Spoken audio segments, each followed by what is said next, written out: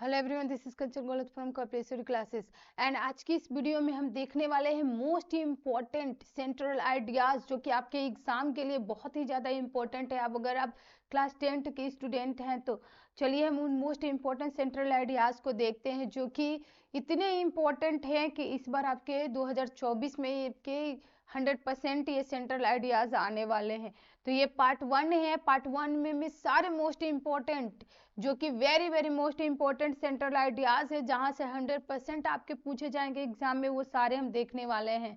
ठीक है, इसके साथ ही पार्ट 2 में इसके बाद जो कि सेंट्रल आइडियाज आ सकते हैं उनको भी हम देखेंगे। तो चलिए स्टार्ट करते हैं। पहले जो सेंट्रल आइडियाज आपको लिखने का तरीका मैं बताती हूँ। जब भी आप सेंट्रल आइडिया लिखेंगे ना, तो आप पहले अपने पोयम का नाम लिखेंगे, देन जो पोयम का राइटर है ना, उस राइटर को लिखेंगे। अगर पोयम का नाम और उस राइटर को लिख देते हैं तो आपके यहीं से 1 नंबर 2 नंबर आपके पक्के हो जाते हैं। तो चलिए अब हम स्टार्ट करते हैं। जो मैंने पहला जो सेंट्रल आइडिया लिया है ना, जो आपके लिए वेरी वेरी मोस्ट इंपॉर्टेंट है, वो है डस्ट ऑफ स्नो। और डस्ट ऑफ स्नो जो है ना, वो किसके द्वारा लिखा गया है, इसके राइटर कौन है? तो इसके राइटर है रॉबर्ट फ्रॉस्ट। तो अगर चलिए देखिए, तो यहाँ पे डस्ट ऑफ जो स्नो है उसके राइटर कौन है? रॉबर्ट फ्रॉस्ट है। और ये आपके लिए वेरी वेरी इंपॉर्टेंट है सेंट्रल आइडिया। 100% आपके 2024 4 मार्च को ही आपको देखने को मिलेगा ही मिलेगा। तो चलिए स्टार्ट करते हैं central idea of the poem. देखिए, डस्ट ऑफ स्नो, पहले मैंने क्या बताया कि पहले आपको पोएम का नाम मेंशन करना है सेंट्रल आइडिया लिखते टाइम। पहले ही लाइन में dust of snow is a beautiful short poem. ये बहुत ही सुंदर खूबसूरत पोयम, एक शॉर्ट पोयम है, छोटी पोयम है, रिटन बाय रॉबर्ट फ्रॉस्ट, जो कि रॉबर्ट फ्रॉस्ट के द्वारा ये लिखा गया है। ठीक है, दिस पोयम, आपको बताना है कि इस पोयम में पोएट जो है ना, वो क्या अपन प्रस्तुत करना चाह रहा है, किस प्रकार के अपने भाव को, मनोदशा को वो प्रस्तुत कर रहा है। तो इस पोयम के द्वारा रॉबर्ट फ्रॉस्ट ने बताया है। तो चलिए अब देखते हैं। This poem express the significance of the small things that can change one's mood। इस पोयम में रॉबर्ट फ्रॉस्ट ने, पोएट ने ये बताया है कि किस प्रकार से छोटी छोटी जो चीजें होती है ना, किसी पर्सन के मूड को वो तुरंत चेंज कर देती है। ठीक है, the poet has mentioned crow and hemlock tree in this poem that are believed to be symbol of bad omens। Poet ने इसमें 2 चीजों को मेंशन किया है, जो कि किसका पोएट बता रहा है कि ये सिंबल है किस किस चीज का? डार्क ओमेंस का, यानी बैड चीजों का, जो बुरी घटनाएं होने वाली है उसका ये सिंबल है। कौन कौन सा है? तो वो हो जाता है हमारा, एक क्रो को बताया है पोएट ने, और दूसरा हेमलॉक ट्री को। अब पूछेंगे कि हेमलॉक ट्री मतलब क्या होता है, तो बच्चों में आपको बता दूं कि ये होता है धतूरे का पेड़। धतूरे का जो पेड़ होता है ना, उसी को क्या बोला जाता है? हेमलॉक ट्री बोला जाता है। और क्रो मीन्स तो कौवा, आप जानते ही हैं। ठीक है, the poet describe the dark, poet ने, ठीक है ना, डार्क साइड, जो नेचर का जो डार्क साइड है ना, describe and bitter side of the nature to present him similar mood, but when the crow shook the hemlock tree and snow particles fell on the poet. Poet ने अपनी मनोदशा को, अपने मन के भाव को, जो उसके मन में जो कटु भाव हैं उसको दर्शाने के लिए प्रकृति के, नेचर के डार्क साइड को, जो नेचर का जो डार्क साइड है ना, उसको उसने इसमें वर्णन किया है। क्या चीज दर्शाने के लिए? तो अपने मन की, अपने मनोदशा की, जो वो ग्राइप में है, जो शहरों में है, अपने मनोदशा को दर्शाने के लिए पोएट ने इसमें किया है। ठीक है ना, तो चलिए अब आगे देखते हैं। हिज, और जैसे ही ये बोल रहा है कि जैसे ही कौवा धतूरे के पेड़ पे बैठता है, ठीक है ना, जैसे ही धतूरे के वृक्ष पे बैठता है और हिलाता है, जैसे ही कौवा उस धतूरे के पेड़ पे बैठ करके उसको शेक करता है, हिलाता है वो, तो वैसे ही क्या होते हैं? छोटे छोटे स्नोफॉल के पार्टिकल्स पोएट के ऊपर गिरने लगते हैं। ठीक है, हिज मूड चेंज सडनली, और इस प्रकार से जो पोएट की जो मनोदशा थी, जो वो दुख में था, उसके माइंड क्या होता है, चेंज हो जाता है। ठीक है, थ्रू दिस पोएम, इस पोएम के द्वारा, ठीक है, we get a message that we should people for the best even in the worst situation. इस पोएम के द्वारा पोएट ये बताना चाह रहा है कि किस प्रकार से कोई जो भी मैसेज देना चाह रहा है कि किस प्रकार से इंसान का मूड चेंज हो जाता है तुरंत ही, अगर वो किसी भी बुरी परिस्थिति में है, वो किस प्रकार से जो उसकी निराशा है ना, वो आशा में चेंज हो जाती है छोटे छोटे इवेंट से। जैसे अभी पोएट का मनोदशा क्या था, बहुत ही ज्यादा वो दुखी था, लेकिन और जैसे ही कौवा जो है धतूरे के पेड़ पे बैठता है और उसे सेक करता हिलाता है, पोएट के ऊपर जो छोटे छोटे स्नोफॉल्स आते हैं और फिर स्नो के जो पार्टिकल्स आते हैं, और पोएट का जो मूड है ना, वो सडनली क्या होता है, हैप्पी में, आशा में वो चेंज हो जाता है। ठीक है ना। फिर देखो, we must remember that nature and its objects have the ability to make one happy and come to the happiness। ठीक है ना, ये कह रहा है पोएट कि मोस्ट इंपॉर्टेंट है ये, मोस्ट रिमेंबर ये थिंग्स है कि नेचर जो है ना, प्रकृति जो हमारी है ना, और उसके प्रकृति के जो ऑब्जेक्ट्स है ना, जो हमारी प्रकृति है और उसके जो ऑब्जेक्ट्स हैं ना, वो किस प्रकार से वो इतनी एबिलिटी रखते हैं, योग्यता रखते हैं कि वो किस प्रकार से किसी के भी जो मन है, जो उसकी मनोदशा है, जो उसके दुख है, उसको खत्म करके वो हैप्पीनेस में बदल देंगे, और उसको किस प्रकार से खुश, उसकी निराशा को आशा में बदल करके बदलने की क्षमता रखती है नेचर और उसके कुछ जो चारों तरफ जो उसके ऑब्जेक्ट्स हैं वो। तो ये थे most important dust of snow, जो कि रॉबर्ट फ्रॉस्ट के द्वारा एक ब्यूटीफुल पोएम लिखी गई है। ये आपके मोस्ट इंपॉर्टेंट है आपके एग्जाम की दृष्टिकोण से। तो चलिए आज के हम अपने नेक्स्ट सेंट्रल आइडिया पे चलते हैं। मैंने जो नेक्स्ट लिया है ना, ये भी वेरी वेरी इंपॉर्टेंट है आपका, और ये किसके द्वारा लिखा गया है, इसके भी जो राइटर है ना, वो कौन है, रॉबर्ट फ्रॉस्ट ही है। फायर एंड आइस, यहाँ पे देखिए कितनी खूबसूरती से रॉबर्ट फ्रॉस्ट अपने पोयम को यहाँ पे लिख रहे हैं। फायर, एक तरफ आग तो दूसरी तरफ पानी, आग और पानी से किस तरह से वो कितनी खूबसूरती से पोयम को उन्होंने लिखा है। चलिए इस पे देखते हैं, मोस्ट इंपॉर्टेंट है आपके एग्जाम के लिए। अगर आप चैनल पे नए हैं तो चैनल को सब्सक्राइब करिए, वीडियो को लाइक एंड शेयर करिए। तो चलिए हम देखते हैं central idea of the poem, इसको भी देखते हैं। The poem fire and ice by Robert Frost, जो ये पोयम है ना फायर एंड आइस, वो किसके द्वारा लिखी गई है, रॉबर्ट फ्रॉस्ट के द्वारा ये पोयम लिखा गया है। ठीक है ना, और इसके साथ ही आप याद रखेंगे डस्ट ऑफ द स्नो भी किसके द्वारा लिखा गया है, रॉबर्ट फ्रॉस्ट की ही पोयम है, और दोनों रॉबर्ट फ्रॉस्ट की पोयम आपके एग्जाम के लिए बहुत ही ज्यादा इंपॉर्टेंस है। Express the idea that the world would end in there two ways. Robert Frost जो है आइस एंड फायर के द्वारा, इस पोयम के द्वारा वो आइडिया देना चाह रहे हैं, दे रहे हैं कि किस प्रकार से वर्ड जो है ना, वो एंड के कगार पे चला जाता है, और वर्ड के एंडिंग के लिए कौन कौन से दो जो पार्टिकल्स है ना, जो दो चीजें हैं ना, वो जिम्मेदार होती हैं। एक कौन सा होता है, एक फायर होता है, और दूसरा क्या होता है, आइस होता है।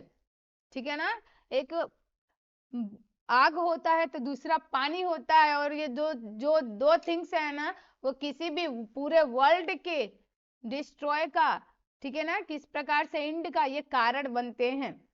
ठीक है, अब देखिए यहाँ पे according to the poet, according to the poet यानी पोएट के अनुसार, fire symbolize human desire. Fire जो है ना, ह्यूमन डिजायर को सिंबलाइज करता है, जो इंसान की जो इच्छाएं है ना, उसको सिंबलाइज कौन करता है, फायर के द्वारा पोएट ने सिंबलाइज किया है। ग्रीडी, जो उसके लालच हो गया, क्रुअल्टी, जो उसकी निर्दयता हो गई, जब ह्यूमन अपनी डिजायर पे आता है तो वो क्या करता है, वो बहुत ज्यादा लालची बन जाता है, बहुत ज्यादा क्रूअल बन जाता है, निर्दयी बन जाता है। ईटीसी को उसने पोएट ने दर्शाया है किसको, फायर के द्वारा। The more you try to satisfied them, इंसान क्या करता है, अधिक से अधिक अपने आप को, अपने आत्म संतुष्टि के लिए वो बहुत ज्यादा लालची बन जाता है, बहुत ही ज्यादा वो निर्दयी बन जाता है, क्रूअल बन जाता है। द मोर दे ग्रो, और इस प्रकार से वो बहुत ज्यादा क्या करने लगता है, और वो ज्यादा से ज्यादा वो इस प्रकार से बनते जाता है। There is no end to them and they spread like wild fire and engulf your whole life. और इस प्रकार से इंसान जो है अपनी आत्म संतुष्टि के लिए इतना लालची बन जाता है, इतना निर्दयी बन जाता है कि वो कोई भी चीज करने से नहीं घबराता है, किसी भी चीज को वो करते जाता है, लेकिन उसको आत्म संतुष्टि नहीं मिलती है। उसके जो डिजायर्स है, जो उसकी अनवांटेड जो डिजायर्स है, इच्छाएं है, वो कभी भी फुलफिल नहीं होता है, और वो क्या करते जाता है, वो गुनाह पे गुनाह वो करते जाता है। ठीक है। ऑन द अदर हैंड, दूसरी तरफ आइस को सिंबलाइज किया गया है। आइस सिंबलाइज डिफरेंसेस और ह्यूमन रिलेशनशिप। दूसरी तरफ आइस को किससे पोएट ने सिंबलाइज किया है, इंसान के जो रिलेशनशिप है उससे वो सिंबलाइज करता है, उसके रिश्ते से। ठीक है ना। जो हेट्रेट, जो कि नफरत का कारण बनता है, कोल्डनेस, ठीक है ना, एंड ग्रीडिटी, जो कि क्या बनता है, जो कि उसकी उदासीनता का कारण बनता है, उसकी घृणा का कारण बनता है। और इस प्रकार से वो क्या करता है, लोगों से कठोरता से वो पेश आता है। और आइस किसको दिखाता है कि लोग किस तरह से अपनी इच्छाओं को पूरा करने के लिए एक दूसरे से नफरत करते हैं, घृणा करते हैं, एक दूसरे से द्वेष करते हैं। ठीक है। और किस प्रकार से वो कठोर हो जाते हैं, एकदम आइस की तरह से, बर्फ की तरह से। The poet has view that the both, poet ने इन दोनों को सिंबलाइज किया है, बताया है, both I fire and ice, आग और पानी, are equality component in bringing to the world to complete it. और किस प्रकार से फायर एंड आइस, इंसान का जो डिजायर है, उसका जो रिलेशनशिप है, वो किस प्रकार से इस वर्ल्ड को, इस संसार को एंड के कगार पर लेकर जाता है। तो ये थे मोस्ट इंपॉर्टेंस, आपको लिखना ही लिखना है, क्योंकि आपको इससे 100% आप इसमें मार्क स्कोर करेंगे। और इसके साथ ही ये जो दोनों हैं मोस्ट इंपॉर्टेंट, वेरी इंपॉर्टेंट है ये आपके एग्जाम के लिए।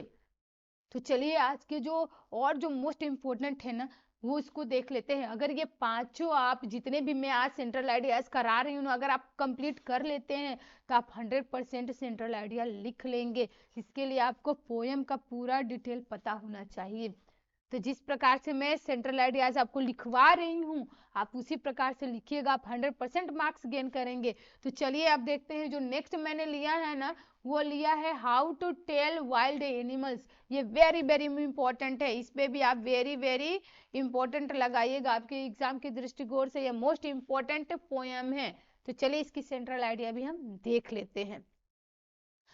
How to tell wild animals, how to tell wild animals. अब ये किसके द्वारा लिखी गई है, तो इसको जो लिखा है ना कैरोलिन वेल्स ने।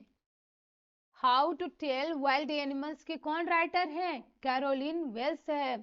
ठीक है ना, कैरोलिन वेल्स आप रट लीजिएगा, क्योंकि आपको सेंट्रल आइडिया में सबसे पहले पोयम का नाम लिखना है, देन आपको उसके राइटर का नाम मेंशन करना है। अगर आप इतना कर लेते हैं तो जो एग्जामिनर है वो समझेगा कि नहीं, जो बच्चा है ना वो पढ़ा लिखा बच्चा है, उसने क्लास को अटेंड किया है, उसको नॉलेज है कि किस तरह से सेंट्रल आइडिया को लिखा जाता है। तो चलिए देखते हैं central idea of the poem. ठीक है। तो how to tell wild animal, this humorous poem written by Caroline Wells. ये जो ह्यूमरस पोयम है ना, वो किसके द्वारा लिखी गई है, कैरोलिन वेल्स के द्वारा। ये how to tell wild animal, Caroline Wells के द्वारा ये ब्यूटीफुल पोयम लिखा गया है।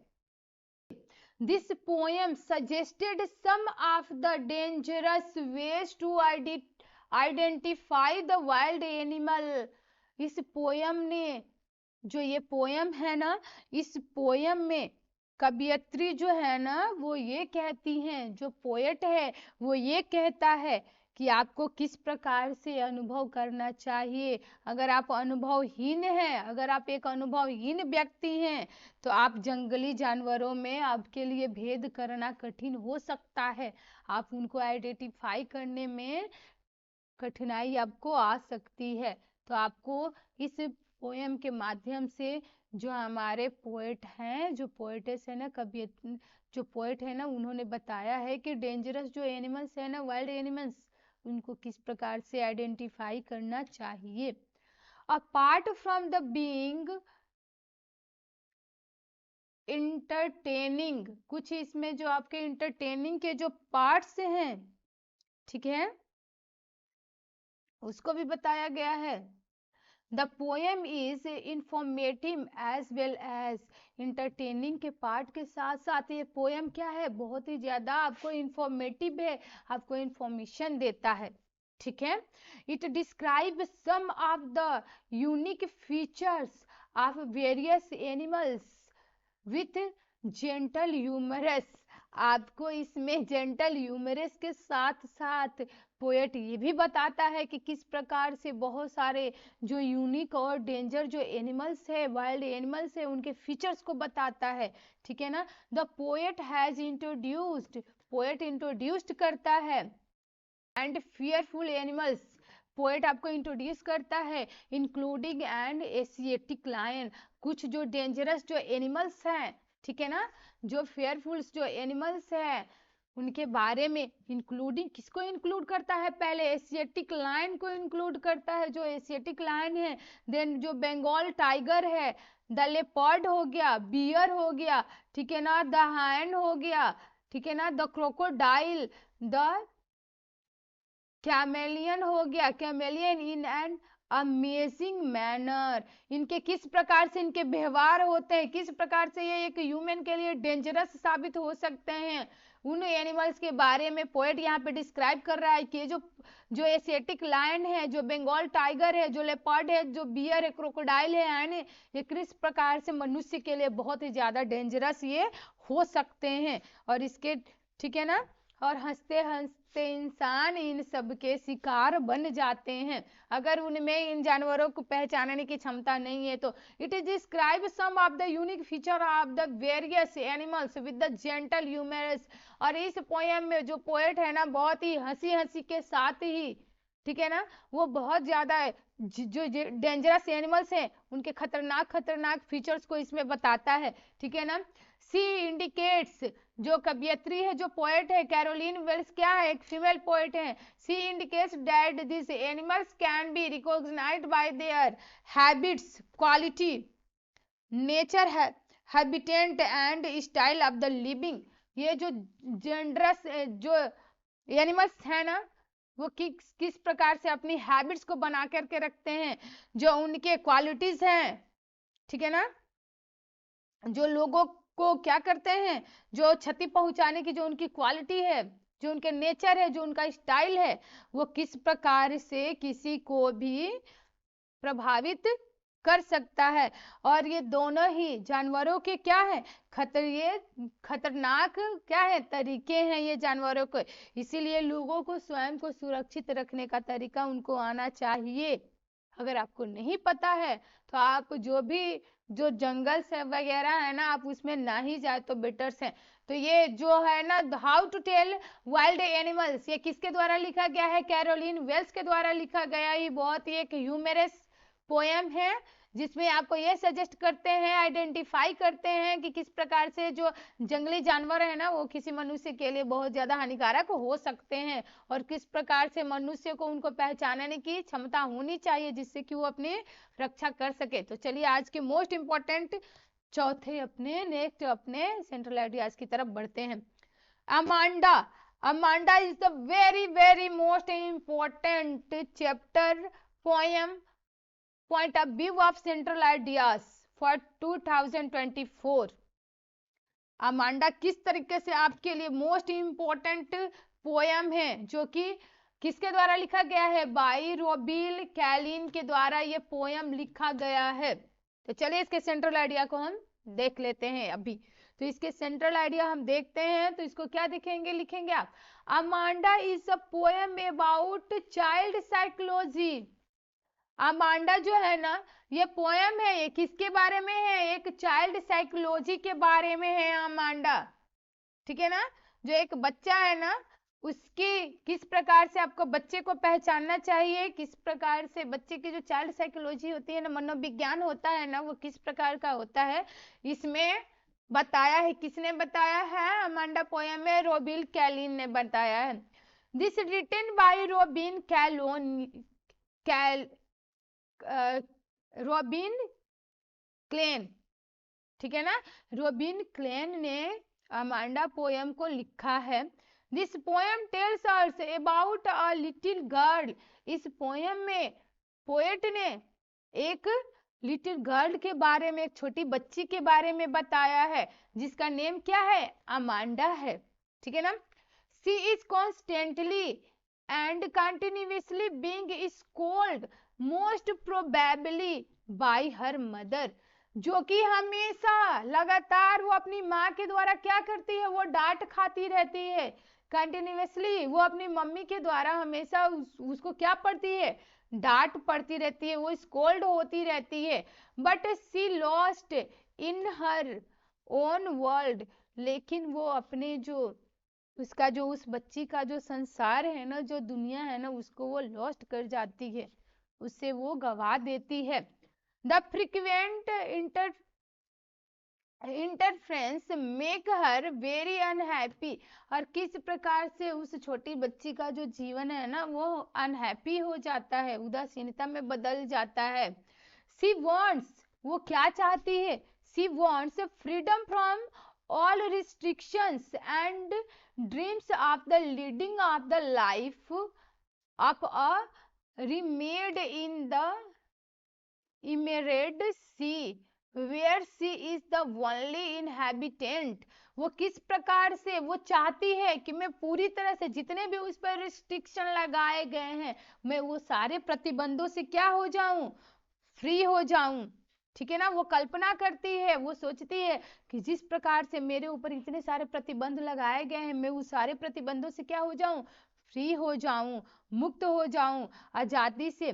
ठीक है ना, और वो गलियों में क्या करती है, इधर उधर वो भटकती रहती है। ठीक है, she feels that an orphan has more freedom than her, और वो ये फील करती है कि जो ऑर्फन है, जो अनाथ बच्चे हैं ना, वो मुझसे भी ज्यादा फ्री हैं, जिनके माँ बाप नहीं है, जो ऑर्फन है, जो अनाथ बच्चे हैं ना, वो क्या है, उनकी फ्रीडम मेरे से भी ज्यादा है। The little girl does not pay attention to what her mother saying, और इस प्रकार से वो अपनी कल्पना में खोई रहती है, और उसकी माँ क्या कह रही है, वो लिटिल गर्ल ये भी थोड़ा भी क्या करती है, उस पर अटेंशन, ध्यान नहीं देती है।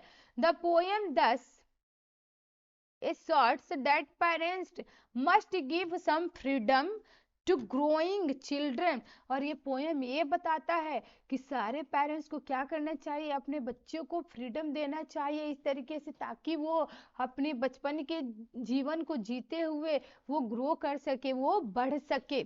ठीक है ना, कॉन्स्टेंट स्कोल्डिंग में एडवर्सली इफेक्ट चाइल्ड डेवलपमेंट, अगर आप लगातार अपने बच्चे को डांट रहे हैं, फटकार रहे हैं, तो वो आपका डांट फटकार क्या होगा, आपके बच्चे के ग्रोथ में वो रुकावट बनेगा, आपके बच्चे का जो प्रॉपर डेवलपमेंट है ना, वो स्टेप बाय स्टेप और वो प्रॉपर डेवलपमेंट नहीं हो पाएगा। तो ये जो ब्यूटीफुल पोयम था अमांडा, जो कि चाइल्ड साइकोलॉजी के बारे में बताता है, एक छोटी सी लिटिल गर्ल है अमांडा जिसका नाम है, उसी पे बेस्ड ये पोयम है। और ये जो पोयम है ना, ये किसके द्वारा लिखा गया है, तो ये रूबिल कैलान के द्वारा ये पोयम लिखा गया है। तो ये था, चलिए अब आज की जो मोस्ट इम्पोर्टेंट, जो ये भी एक जो लास्ट मैंने पोयम लिया है ना, उसको देख लेते हैं, द बॉल पोयम। ये सारे जो पोएम मैं आज करा रही हूँ वेरी वेरी इंपॉर्टेंट है, 100% आपको एग्जाम में यहीं से आने हैं। तो आप चैनल को सब्सक्राइब करिएगा, वीडियो को लाइक एंड शेयर करिएगा, और इसके साथ ही बहुत सारे क्वेश्चंस मैंने डिस्कस कर रखे हैं, आप चैनल पर जाइए और वो सारे क्वेश्चंस को देखिए। तो चलिए आज का जो बॉल पोएम है ना, जो लास्ट मैंने सेंट्रल आइडिया लिया है बॉल पोएम का, जॉन बैरीमैन के द्वारा ये लिखा गया है। द बॉल पोएम है किसके द्वारा लिखा गया है? जॉन बैरीमैन के द्वारा ये लिखा गया है। चलिए इसके सेंट्रल आइडिया को देख लेते हैं। और जिस प्रकार से मैं आपको बता रही हूँ, अगर लिखते हैं ना तो आपको 100% इसमें मार्क्स आपको मिल जाएंगे। और इन जो सेंट्रल आइडियाज में करा रही हूँ इसके बाहर कुछ भी नहीं आपके आना है, आप ये 100% लिख के रख लीजिएगा। मैं अपने एक्सपीरियंस के साथ बता रही हूँ, मुझे टीचिंग के फील्ड में आपको मैं बताऊं तो मुझे 6 से 7 साल का एक्सपीरियंस है। ठीक है, ऑनलाइन में आपको अपनी एक्सपीरियंस को शेयर कर रही हूँ कि किस तरीके से आपको सेंट्रल आइडियाज लिखने हैं और जो है, ठीक है ना। The ball poem is written by, जो बॉल पोएम है ना वो लिखा गया है जॉन बैरीमैन के द्वारा। जो बॉल पोएम है रिटन बाई जॉन बैरीमैन, आपके 1 नंबर पक्के यहां से। इन दिस पोएम, इस पोएम में poet describe the grief of a boy over the loss of his ball. इस पोएम में पोएट ने ये डिस्क्राइब किया है कि किस प्रकार से एक बच्चा बहुत ही ज्यादा दुखी हो जाता है जब वो अपने खिलौने को, जब वो अपने बॉल को खो देता है। ठीक है ना। With that loss he senses his first responsibility in a materialistic world. और वो इस प्रकार से वो ये देखता है कि वो अपने सेंसेस को, जो इसकी रिस्पॉन्सिबिलिटी थी इस मेटेरियलिस्टिक वर्ल्ड की तरफ, इस संसार की तरफ, ठीक है ना, वो किस प्रकार से वो उन्हें लॉस कर देता है, खो देता है। The poet suggest that the people whom we love and our material possessions will not be with us forever। Poet ये बताता है कि किस प्रकार से सजेस्ट करता है पोएट ये कि जो लोग हैं ना, और जो वो किसी मटेरियल के प्रति जो उनका पोसेशन होता है, जो स्वामित्व होता है, ठीक है ना, वो उसको फॉर एवर, उनके लिए वो हमेशा नहीं बना रह सकता है। कभी ना कभी आपको उस थिंग्स पर से अपनी जो ओनरशिप है, जो पोसेशन है, वो आपकी लॉस्ट हो ही जाती है, खो ही जाती है। ठीक है ना। One has to understand the nature of the loss. अगर आप नेचर के लॉस को समझ जाते हैं, ठीक है ना, and learn to cope up with the losses, और उस लॉसेस को किस तरह से आप कैप अप कर सकते हैं, भरपाई कर सकते हैं। The child has to learn that loss is a part of everyday life and still life goes on. Child यह सीखता है कि इस मैटेरियलिस्टिक वर्ल्ड में ये किस प्रकार से जो लॉस्ट है ना, जो खोना है ना, वो हमारे प्रतिदिन की लाइफ का एक पार्ट है, एक भाग है, और इसी प्रकार से हमारा जीवन चलते रहता है। ये नहीं कि आज ये पेन मेरे पास है तो ये पेन पूरी लाइफ मेरे पास रह सकता है, ये आज नहीं तो कल मेरी लाइफ से ये मुझसे खो ही जाएगा कहीं ना कहीं। तो इस प्रकार से जो बच्चा है जिसका बॉल खो जाता है, वो ये सीखता है कि जो खोना है ना, वो हमारे एवरीडे लाइफ का वो क्या है, एक पार्ट है, और इसी प्रकार से हमारा जीवन चलते रहता है। अगर किसी एक चीज को लिए, जो हमारी प्यारी चीज हमसे खो जाती है, उसके लिए अगर हम रोते रहते हैं तो हम नहीं आगे बढ़ सकते हैं। ठीक है, तो ये थे आज के most important central idea class 10th के लिए 2024 के एग्जाम में 4 मार्च को जो इंग्लिश का पेपर होने वाला है, 100% यहीं से आपको देखने मिलेगा। मैं अपने एक्सपीरियंस के साथ बता रही हूँ, क्योंकि टीचिंग की फील्ड में मुझे 6 से 7 सालों का एक्सपीरियंस है, और कई बार मैंने बोर्ड की कॉपियां भी साइन की है, तो मैंने देखा है कि कैसे किस प्रकार से एग्जामिनर्स बोर्ड की कॉपी साइन करते हैं और मार्क्स देते हैं। तो पहले आपको सेंट्रल आइडिया लिखते टाइम पहले आपको पोएम का नाम लिखना है, देन किसके द्वारा वो लिखी गई है, और उसके बाद से उस पोएट का जो थीम क्या है, वही तो सेंट्रल आइडिया होता है, वही आपको इसमें लिख देना है। तो चैनल पे अगर नए हो तो चैनल को सब्सक्राइब करिए, वीडियो को लाइक एंड शेयर करिए, एंड थैंक्स फॉर वॉचिंग।